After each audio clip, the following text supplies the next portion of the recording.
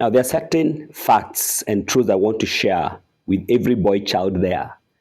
Some people call them boy child, especially people from central Kenya. You know, before you get married, that woman, that lady you are courting will be attracted to you because of a six pack, your charisma, and also your gifts. But 1 year into that marriage, the point of attraction changes into the wallet. Now, before you marry her, she'll be attracted to you because of maybe you are tall and handsome, you are good looking, you look nice, you are talking nice and all that, and you have a physique and six pack and all that. But 1 year into that marriage, the point of attraction will shift drastically and suddenly. And hear me, boy, shout. It will change from externality to your pocket, to the wallet. And that's a fact because marriage is a place of responsibility. And I want to talk to our boys there, our men there, things that religion does not tell us.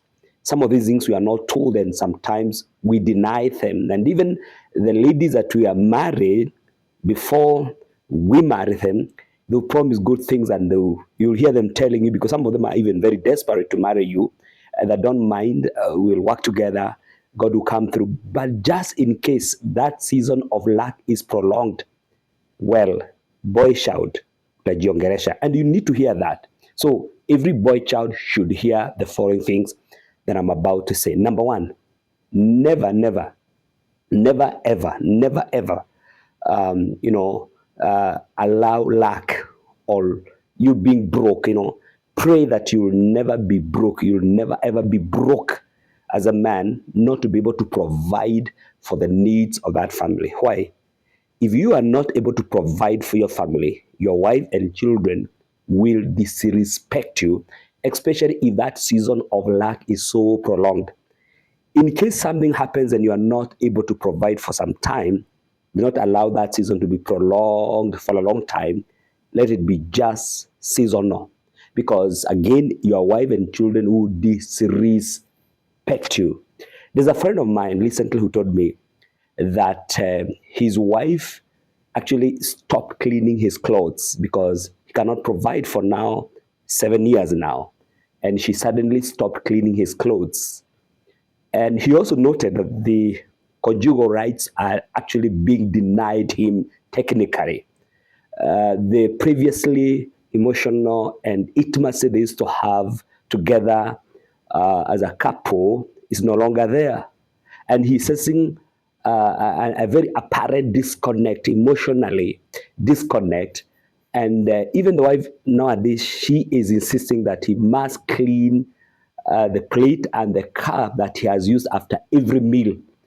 And whenever he fails to do that, the wife gets very angry and actually has to face it. And the environment becomes very tense, and he has actually to do it because he has no choice. Recently, he told me that whenever he gets into the house, the place has become very cold and he's feeling like a stranger in his own house. There is a sense of disconnect, and the wife cannot even, anytime he gets into the house after the wife has arrived, the wife, if she's on her phone, she cannot even stop doing whatever she's doing. And after sitting down, the wife cannot ask him how was the day and how was your day and all that, because she is so glued on her phone doing her stuff and chatting her colleagues. I don't know what she does. This man actually was confessing to me the other day, and he was shedding tears. He also told me that recently his wife and children went for holiday in Dubai and he was left in the house alone because he could not even afford a holiday to Mombasa, leave alone Dubai. And he was there just watching his favorite movies. And this man is actually almost getting depressed, and I was trying to help him to manage that. That is number one. Pray as a man that you'll never ever get to a point where you are broke and unable to provide for your family, because such things might happen to you. Number two, pray that as a man you'll never be disconnected from God, because before the woman was created, you were created first. And you interacted with God first before the woman came into the scene. And when God created you, he put you in a garden called Eden. Eden means God's presence. And that place had all provision. And God commanded you, and you are blessed as a man. God said, I bless you, or God blessed you and declared you to be fruitful and to multiply. So you have the blessings of God upon your life as a man, as long as you remain connected with your Creator. You are created first. You are the first creature in the human race to interact with God before the woman came. And you are commanded even before the woman was created. That is number 2. Number 3, pray that you will never be disabled in a manner that you'll not be able to provide for your family, because it will take you back to number 1.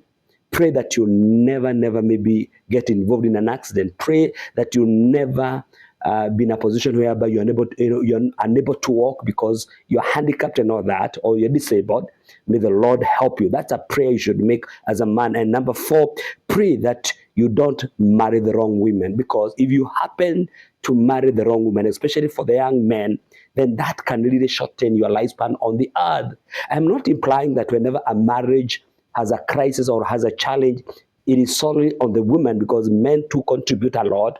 But it may get to a point, or in some instances, some men have landed into a marriage contract or into a marriage situation with the wrong woman, and these men have had it very tough. And it can actually take you to an early grave. Number 5, pray that you will connect with the right friends, that your friendship will be this kind of people who will influence you, encourage you to invest. You can get those friends, or you can be having those friends who will never tell you of a business idea, who will never share with you of an investment idea, who will never challenge you to invest, challenge you to go back to school, challenge to buy a plot or to do a form of investment. They will never share with you anything. These kind of friends, maybe they are out there just to take you to bars and clubs and all that. You are always on spendthrift. These men are not helping you to save or to do some form of investment as a man. So pray that your associations will lead you to very social or gainful social engagement. And I know your kind of friends, or the kind of friends that you have, because show me your friends and I'll tell you the kind of a person that you are and the kind of a person that you'll be. Earlier in my life, I really related with the people who could not help me to invest. Let me tell you, these were pastors, these were ministers of the gospel, but everything about life was about heaven.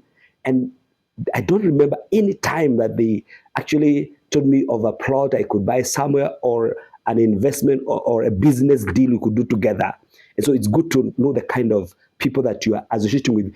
Associate with the friends who can take you to God, who can influence you to love God, who can influence you to live morally upright as a man. The other thing, which is number 6, pray that in your old age as a man, you will again not be broke. And that takes you back to number 1. As you age, pray that God will give you the wisdom to come up with investments that will help you to smoothly transition into your old age and eventually out of this world. And of course, you must be ready to meet with your Maker before you exit from this planet. Remember the story of the rich man and Lazarus. The rich man was not prepared to meet his Maker. But Lazarus, in as much as he lived in very deplorable condition of poverty, dogs would come and lick his wounds. The man had a connection with God, and he landed on the bosom of Abraham. And number 7, never ever forsake your children.